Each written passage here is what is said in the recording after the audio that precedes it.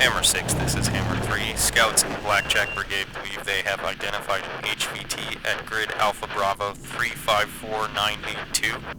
Poor visibility prevents confirmation. Request approval to reorient collection assets to positively identify the target. Hammer 3, this is Hammer 6. Roger, approved. Put strike assets on standby. Hammer 6, this is Hammer 3.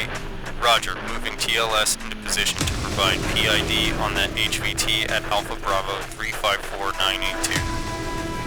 Hammer 6, this is Hammer 3. TLS is collecting now. Stand by for confirmation and refine grid. Break. Strike 5, this is Hammer 3. Stand by to engage target in vicinity of Alpha Bravo 354982. Hammer 3, this is Strike 5, roger. Hammer 6, this is Hammer 3. HVT is confirmed. Refined grid is Alpha Bravo 35423 98218. We have PID on HVT. Request approval to engage. Hammer 3, this is Hammer 6. Roger, engage. Strike 5, this is Hammer 3. Engage at grid Alpha Bravo 35423 98218. Hammer 3, this is Strike 5, roger. Engaging now. In the heart of the great Southwest lies Fort Huachuca, one of the most modern of all the Army's installations, where 8,000 men and women are working to find new ways of protecting America.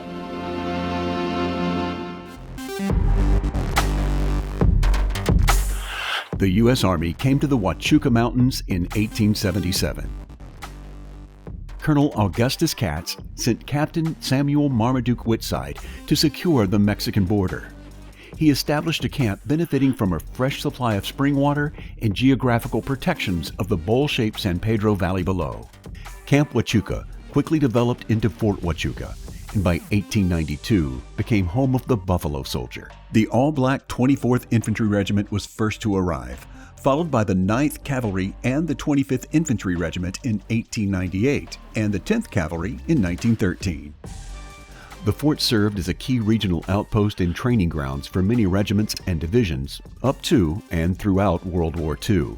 Fort Huachuca closed in 1947, only to be reopened as an engineer aviation training center in 1951.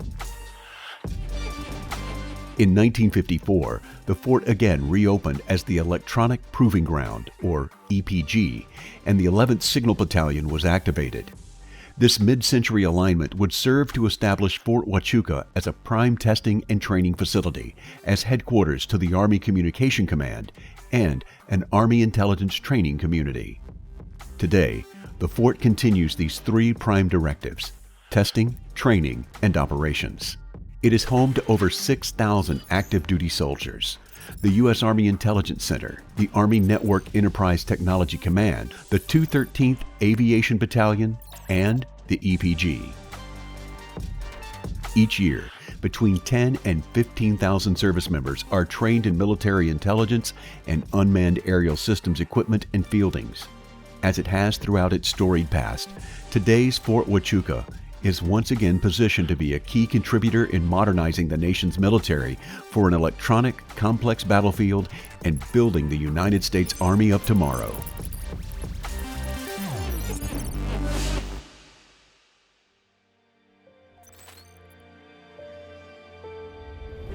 Our Army faces an inflection point that requires innovation, creativity, testing and evaluation, and training necessary to improve the application of combat power and hone our warfighting function and our capabilities. Our nation's adversaries have gained on the joint forces qualitative and quantitative advantages. If the Army doesn't change, I believe we risk losing deterrence and prevention of our nation's most sacred interest. We want to ensure that Fort Huachuca provides the testing and training activities and in the environment necessary to take our soldier and their units from qualified and proficient to experts and mastery levels in their assigned intelligence electronic warfare task, in their warfighting function, and on their weapon systems. Fort Huachuca is a designated Sentinel landscape, a DoD, Department of Interior, and Department of Agriculture conservation partnership that preserves the natural landscape so vital to electronic testing and training. The program will protect Fort Huachuca's vital missions into the future.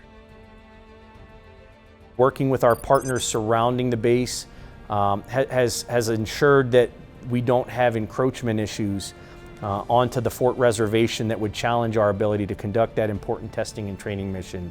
The topography of Fort Huachuca is really instrumental in allowing us to do the testing and training missions that we've got. A nice high electronic bowl that prevents energy from coming into it from population centers like Tucson. And all the energy is kind of contained within this bowl, which is about 2,500 square miles, bounded by the mountain ranges you can see here. When you're conducting electronic warfare testing, you need to be able to emit signals that could potentially interfere with commercial radios. As a major range test facility base, Fort Huachuca possesses the right electromagnetic environment for testing and training. Along with the natural bowl created by the surrounding mountains, Fort Huachuca already benefits from having a DoD spectrum manager, restricted airspace, frequency availability, and spectrum controlling natural terrain to execute these specialized testing and training operations right now. These attributes are why the test community arrived here in 1954 and why Fort Huachuca is postured to support a modernizing Army. That means that we can test long-range sensing systems as well as place our threat emitters in the environment where they would be representative in terms of what we would expect to see from an enemy order of battle. You want to be able to use these regions on Fort Huachuca, mountainous or the wooded areas, to be able to characterize the performance of tactical radios or intelligence, surveillance, reconnaissance-based systems. We have a test range. It is uniquely situated and was designed specifically for training and testing electronic warfare systems. It allows us to operate across an entire frequency band without interfering with the communities or any other commercial broadband, for example, your cell phone. It really gives us the ability and the capability to do some unique testing and training here that you can do nowhere else in our Army. The Electronic Proving Ground is a test and evaluation organization. Our primary mission is to plan, conduct, analyze, and report on developmental testing in support of the Army Futures Command. EPG has access to 1.6 million acres in support of Army modernization.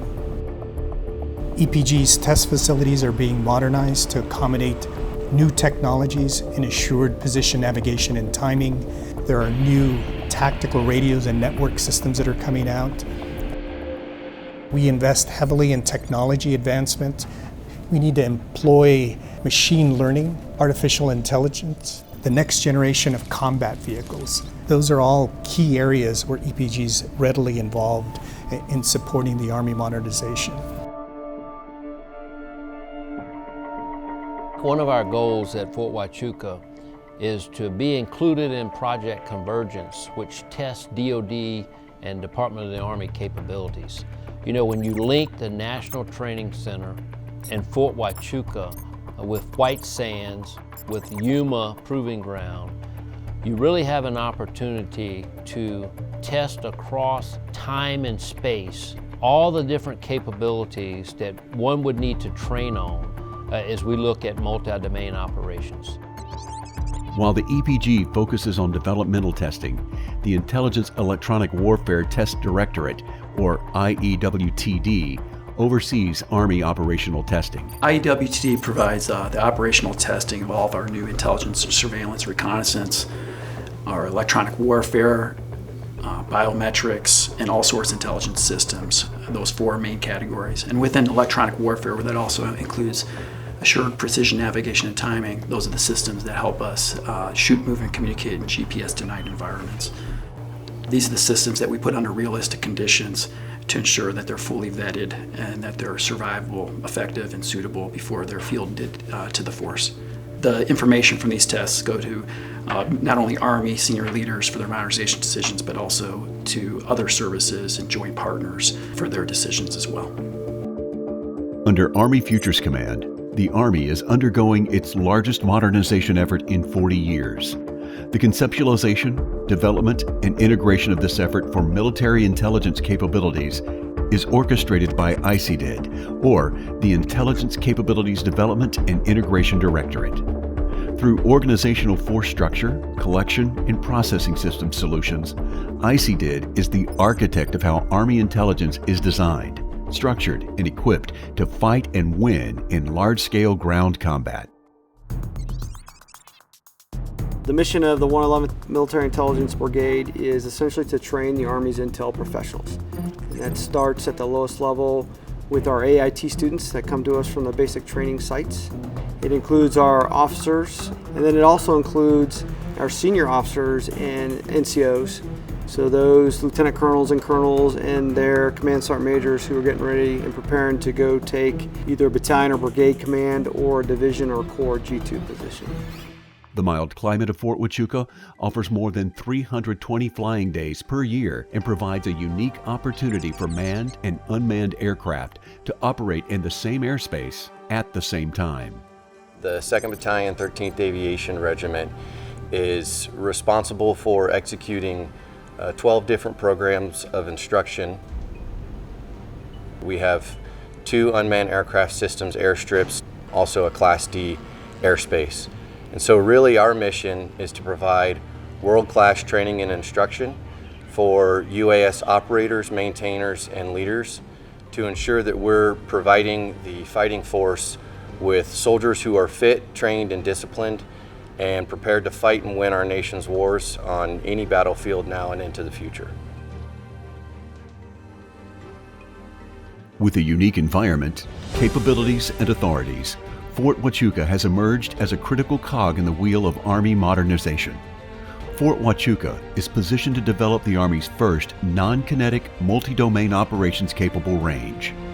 By supporting integrated development and training across the operational force, our combat commanders and soldiers can trust the capabilities they need to prevail anytime and anywhere the nation calls.